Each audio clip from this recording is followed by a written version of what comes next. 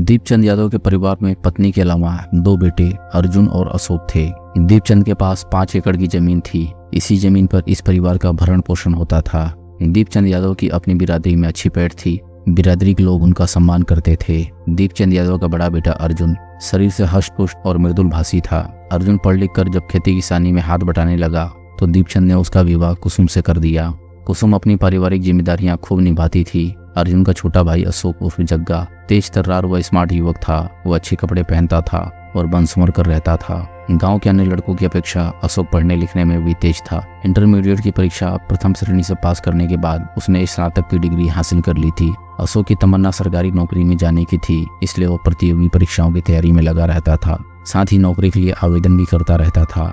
अशोक की तमन्ना पूरी करने के लिए दीपचंद ने भी मुट्ठी खोल दी थी। वह उसकी हर जरूरत पूरी करते थे। उन्होंने अशोक को यह तक कह दिया था कि सरकारी नौकरी मिलने में रुपया बाधक नहीं बनेगा, इसके लिए भले ही 2-4 बीघा जमीन ही क्यों न बेचनी पड़े। दरअसल दीपचंद जानता था कि बिना घूस के नौकरी मिलना नामुमकिन है। अशोक यादव की हिंदी के अलावा अंग्रेजी पर भी अच्छी पकड़ थी।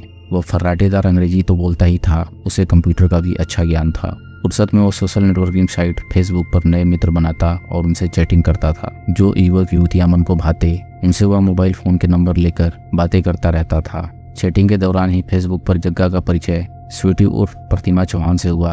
अशोक ने उसकी प्रोफाइल देखी तो पता चला कि उसकी उम्र 29 साल है और वह उसी की जिले की रहने वाली है। उसके पिता राम प्यारे चौहान किसान थे। स्वीटी पढ़ी लिखी युवती थी। प्रोफाइल देखकर अशोक का रुझान उसकी ओर हो गया। फेसबुक के माध्यम से स्वीटी अशोक के संपर्क में आ गई। दोनों अक्सर चैटिंग कर लिया करते थे। दोनों ने आपस में मोबाइल नंबर भी शेयर कर लिए थे।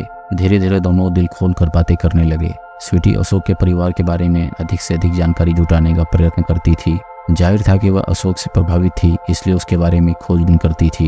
एक दिन की बातचीत के दौरान स्वीटी ने पूछा, अशोक, मैंने तुम्हारे परिवार के बारे में बहुत कुछ जान लिया है, लेकिन यह कभी नहीं पूछा कि तुम क्या करते हो। अशोक फीकी हंसी हंसा, मुझे झूठ बोलने की आदत नहीं है, इसलिए सच बताऊंगा। सच यह है कि मैं बेरोजगार हूँ। मैं सीरियस हूँ यार, मैं भी सीरियस हूँ, मजाक नहीं कर रहा हूँ, सच बता रहा हूँ। मैं बेरोजगार हूँ। हाँ, इतना जरूर है कि मैं सरकारी नौकरी पाने के लिए प्रयास कर रहा हूँ। तब तक दोनों की दोस्ती गहरा गई थी। स्वीटी का मन अशोक को देखने, उससे मिलने और आमने सामने बैठकर बातें करने का था। एक दिन उसने अशोक को अपने पास आने को बोल दिया।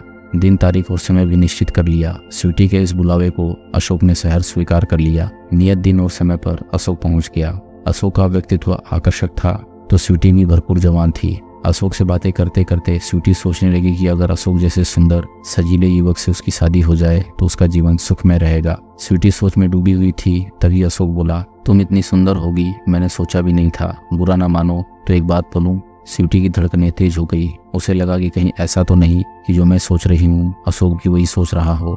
मन की बात मन में छिपाकर वो बोली, जो कहना चाहते हो बेहिचक कह सकते हो। तुम्हें देखते ही दिल में प्यार का एहसास जाग उठा है। अशोक ने उसके हाथ पर अपना हाथ रख दिया। I love you sweetie. प्रेम निवेदन सुनते ही स्वीटी मानो अपने आपे में नहीं रह सकी। उसने अपना दूसरा हाथ उठाकर अशोक के हाथ पर रख दिया। I love you too. उसी समय दोनों की दोस्ती प्यार में बदल गई। स्वीटी घर वालों की आंखों में धूल झोंककर जब तक अशोक से मिलने लगी, अशोक भी घर वालों को बिना कुछ बताए स्वीटी से प्यार के बंधन में बंध गया। जैसे जैसे दिन बीतते गए दोनों का प्यार दिन दुगना रात चौगुना बढ़ने लगा। दोनों का प्यार परवान चढ़ा तो फिर शारीरिक मिलन भी होने लगा। मऊ में दर्जनों ऐसे लॉज और होटल हैं जहां इस प्रेमी युगल को आसानी से कमरा उपलब्ध हो जाता था। लगभग 1 साल तक स्वीटी और अशोक का मिलन निर्बाध चलता रहा। उसके बाद अशोक स्वीटी से कन्नी काटने लगी। उसने स्वीटी से फोन पर बात करना कम कर दिया था। जब कभी बतियाती भी थी तो वह झुंझला उठता था। शारीरिक मिलन से भी वह कतराने लगा था। अशोक में आए इस परिवर्तन से स्वीटी चिंतित हो उठी। उसे लगा कि जो सपना उसने देखा था वह अधूरा रह जाएगा। स्वीटी ने इस बारे में गुप्त रूप से जानकारी जुटाई तो उसके पैरों तले से जमीन खिसकती नजर आई। उसे पता चला कि अशोक का झुकाव गांजीपुर की एक युवती की ओर है और दोनों छिप छिप कर मिलते हैं। प्यार का घरौंदा टूटता देख स्वीटी बौखला गई। उसने युवती के बारे में अशोक से बात की तो उसने झूठ बोल दिया। साथ ही उसने झुंझलाकर स्वीटी से कहा कि वह उसे फोन न किया करे। वह न तो उससे मिलना चाहता है और न बात करना। इसके बाद स्वीटी और अशोक के बीच दूरियां बढ़ती चली गई। दोनों के प्यार में गहरी दरार आ गई। इसी बीच अशोक का चयन बिहार वन विभाग में हो गया। चयन के बाद उसने स्वीटी से और भी दूरियां बढ़ा ली।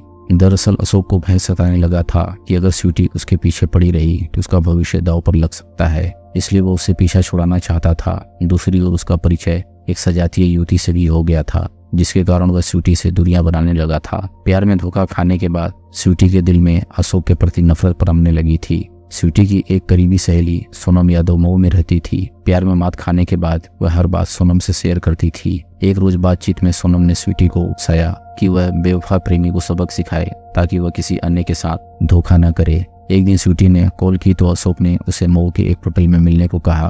होटल में दोनों की बातचीत हुई और शारीरिक मिलन भी हुआ। उसी दिन अशोक ने नौकरी लग जाने और ट्रेनिंग पर जाने की बात कर स्वीटी को फोन न करने की हिदायत दी।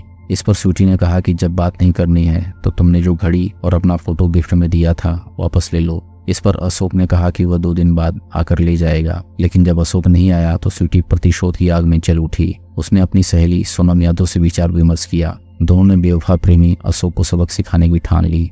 इसके लिए स्वीटी ने एक तेज धार वाला चाकू खरीदा और उसे अपने बैग में सुरक्षित रख लिया। एक दोपहर स्वीटी अपनी सहेली सोनम यादव के साथ अशोक के घर पहुंची। उस समय अशोक घर पर नहीं था। फलस्वरूप वे दोनों लौट गई। जब दोनों गांव के बाहर पटरी पर पहुंची तभी अशोक मोटरसाइकिल से आ गया। पहले उसकी स्वीटी से झड़प हुई, फिर सोनम से। जब अशोक और सोनम में झड़प हो रही थी तभी स्वीटी ने बैग से चाकू निकाला और अशोक के पेट में घोंप दिया। अशोक खून से लथपथ होकर नहर की पटरी पर गिर पड़ा। अशोक को चाकू घोंपने के बाद स्वीटी और सोनम ने तेज कदमों से नहर का पुराना पुल पार किया और मोटरसाइकिल पर मऊ की ओर जा रहे एक युवक से यह कहकर लिफ्ट मांगी कि उन दोनों को कोचिंग के लिए देर हो रही है। उस युवक ने दोनों की लिफ्ट दे दी और इस तरह वे मऊ चली गई।